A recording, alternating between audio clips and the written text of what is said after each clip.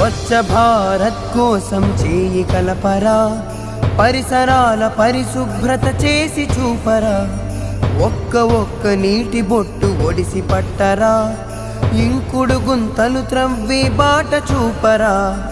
అప్పుడేర ఊరు తీరు మారుతుందిరా, అప్పుడేర ఊరు తీరు మారుతుందిరా, ఆనందం ఆరోగ్యం అందుతుందిరా, ఆరోగ్యం ఆనందం అందుతుందిరా.